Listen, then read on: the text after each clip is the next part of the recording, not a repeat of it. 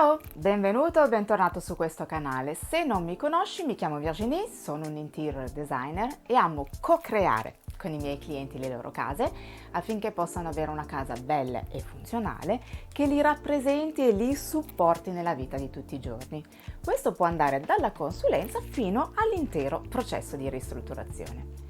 In questo canale affronterò il tema casa e ristrutturazione, dandoti suggerimenti e spunti affinché tu possa avere la casa dei tuoi sogni, una casa nella quale non vedi l'ora di tornare per trovare ed essere te stesso.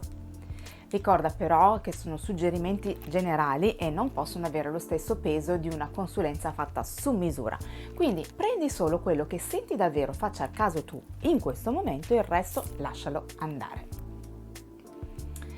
A meno che non siano appartamenti in palazzi storici, la maggior parte degli alloggi sono relativamente tutti simili e privi di carattere distintivo.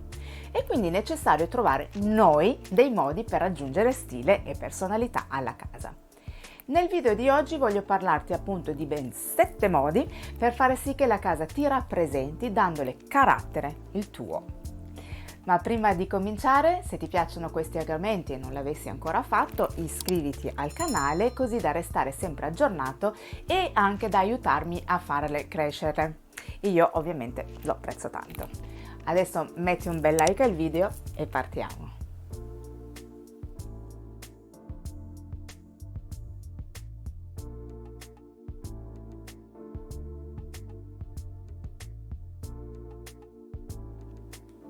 Non perdiamo tempo e vediamo 7 modi per aggiungere stile e personalità alla casa.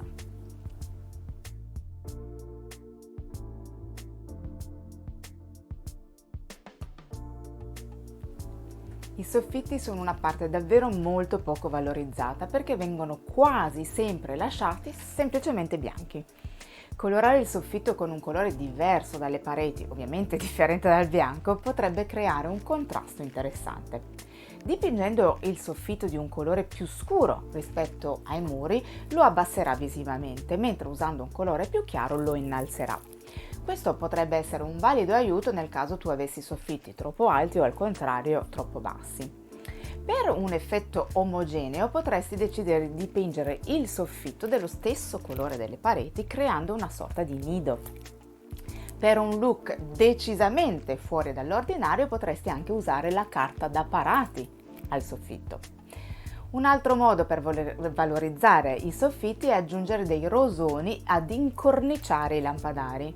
Questo tipo di decorazione può davvero dare un tocco in più alla stanza e si può usare per qualunque stile perché basterà scegliere il motivo più adatto. Un'altra idea potrebbe essere quella di creare una veletta per tutto il perimetro del soffitto, magari con delle strisce LED.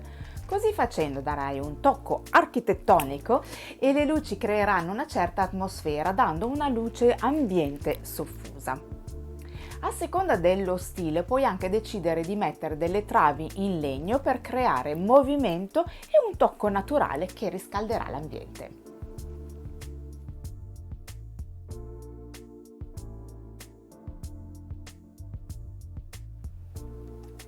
Ogni ambiente della casa dovrebbe avere un punto focale, ovvero una zona che attira immediatamente l'interesse di chi entra. Alcune case o stanze hanno dei punti focali naturali come una vetrata con una bella vista o un camino o un elemento architettonico particolare. Quando questo c'è è importante enfatizzarlo nel migliore dei modi. Ma ammettiamolo, queste case sono una minoranza, nella maggior parte il punto focale va creato. Il punto focale più immediato è quello di creare una parete a centro e questa si può creare in molti modi. L'utilizzo di colore è forse il modo più semplice per catturare l'attenzione. Il mio consiglio è però di evitare di fare una parete di un colore forte per poi lasciare le altre bianche, se non in rarissimi casi davvero ben studiati. La cosa migliore è di usare un colore sfruttando però le diverse saturazioni. L'utilizzo della carta da parati. La carta da parati, come detto in altre occasioni, è tornata in voga negli ultimi anni e se ne trova di tutti i tipi, sia a livello di materiali che di colori e di fantasie. Usarla per creare una parete a 100 può essere davvero un'ottima idea. Come per il punto precedente, il consiglio è di evitare di lasciare poi gli altri muri bianchi. L'ideale è di riprendere uno dei colori presenti nella carta da parati, magari desaturandolo se fosse un po' troppo vivido. Usa la boiserie. Un altro modo per creare interesse visivo è creare una parete a 100 e quella di usare la boiserie. Puoi usarla su tutto il muro o anche solo su una parte di esso a seconda dello stile o di ciò che vuoi comunicare. Puoi lasciare gli listelli color legno o puoi dipingerli dello stesso colore del muro, daranno comunque ritmo e dinamicità. Quadri. Un altro modo immediato di creare una parete a 100 è quello di usare dei quadri, siano essi dipinti o fotografie. Puoi decidere per un solo pezzo, magari imponente, oppure creare una galleria di quadri, volendo sapientemente mixati con altri oggetti o specchi. Non è obbligatorio che il punto focale sia per forza una parete, potrebbe anche essere un oggetto, magari il divano o una poltrona particolare, o ancora un pezzo d'arte importante. Tutto dipende da te, dalla tua personalità e da cosa ti rappresenta di più.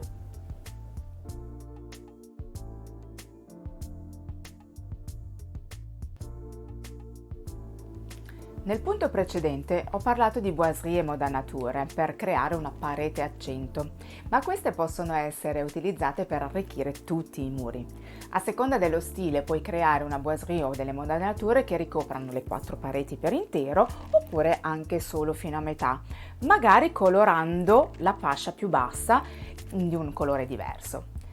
Puoi anche decidere più semplicemente di creare una modanatura perimetrale, magari con una striscia LED per creare un po' di gioco e movimento tra pareti e soffitte. Un'altra opzione in caso di zoccolini in legno è quella di renderli più interessanti aggiungendo una piccola modanatura. Può essere appoggiata allo zoccolino o si può lasciare anche una piccola fascia tra zoccolino e modanatura, colorando poi tutto dello stesso colore perché sembrino un tutt'uno.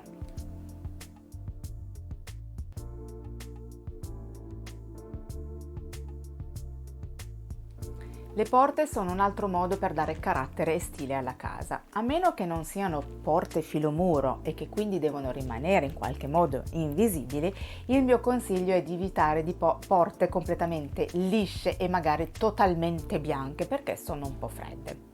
Ci sono molte porte materiche con delle belle fantasie, anche colorate, che possono sicuramente fare la differenza in casa. Se per qualunque motivo non avessi intenzione di cambiarle, potresti anche valutare di ridipingerle e, perché no, anche dargli un po' di tridimensionalità aggiungendo anche una modanatura. Cambieresti completamente faccia alla tua casa. Presta anche attenzione alle maniglie delle porte, che abbiano una forma, un colore, che siano di un materiale adatti allo stile della tua casa. Se così non fosse, valuta la possibilità di sostituirle per dare quel tocco in più.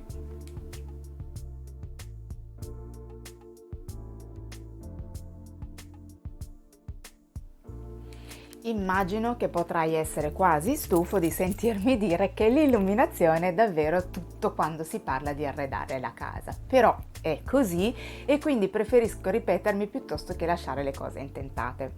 Quando parlo di illuminazione mi riferisco a 3 fattori: una buona illuminazione di ogni ambiente. Come oramai sai, un punto luce centrale non è affatto sufficiente, potrebbe andare bene al massimo per una luce generale. Ci vanno altri punti luce che possano dare profondità e un buon comfort visivo. Tra questi punti luce ci devono anche essere quelli funzionali alle attività che si svolgono nella stanza, per esempio le luci sottopensili in cucina, l'illuminazione sopra il tavolo o una buona lampada vicino a una poltrona, a un divano per la lettura. La temperatura colore.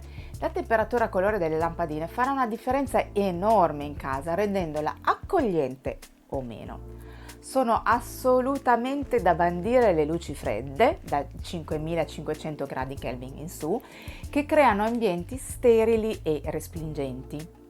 In moderata quantità si possono usare le luci neutre, tra i 4000 e i 5000 gradi, ma io starei più sui 4000 gradi Kelvin, soprattutto per la luce ambiente.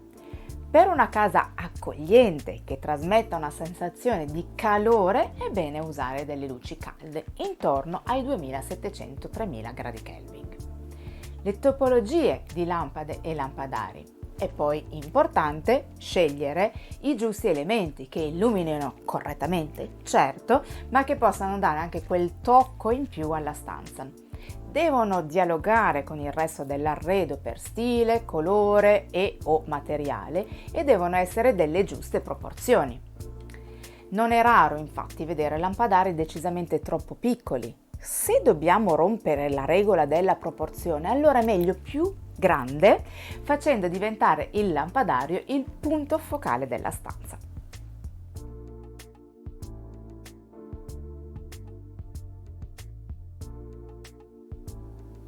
Le tende vestono una casa e le danno calore, per questo non dovrebbero mai mancare per dare stile e identità ad una casa. Sono rare le eccezioni come grandi vetrate che danno su un bellissimo panorama.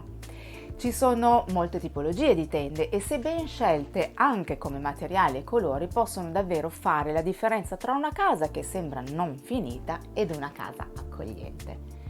Veneziane, tende a rullo, a pacchetto, scorrevoli o drapeggiate, a vetro o che scorrono sull'intero infisso, singola o doppia, come vedi le possibilità di personalizzazione sono davvero infinite.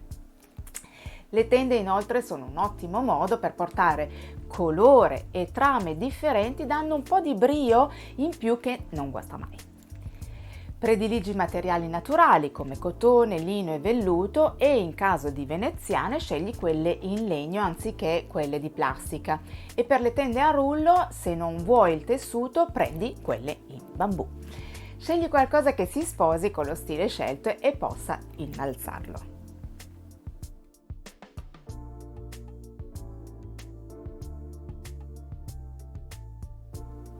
Il legno è un materiale naturale che scalda ogni ambiente e non dovrebbe mai mancare nelle case.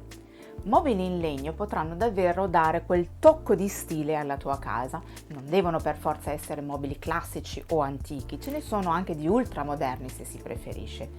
I colori naturali del legno inoltre sono davvero calmanti e rilassanti. Ma se non ami i mobili in legno, puoi comunque usare almeno qualche vassoio o complemento come le cornici delle foto. Puoi aiutarti anche con il vimini, magari con delle belle ceste che fungano anche da contenitore. Anche queste aggiungeranno un po' di stile alla tua casa. Infine, tra gli elementi naturali non possono mancare le piante. Anche queste aiutano a dare carattere agli ambienti. Pensa a prendere anche magari una pianta veramente grande e ornamentale da mettere in un angolo del salone. Aggiungerai un tocco veramente grande. Come sempre è vero è meglio, anche per via delle capacità depurative di alcune piante, ma meglio un finto davvero ben fatto che il nulla. Spero che questo video ti sia stato utile e ti sia piaciuto, nel caso fammelo sapere con un bel like e nei commenti. Sentiti poi libero di condividerlo con chiunque tu pensi possa essere interessato, io ne sarò onorata e mi aiuterà a far crescere il canale. Se senti poi che la tua casa o qualche ambiente di esso non ti rispecchia abbastanza, non aspettare oltre. Prenota la tua consulenza, trovi i miei contatti in descrizione.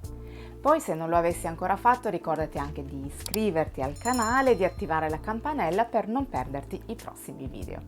Grazie di cuore per essere stato qui con me, a presto, ciao!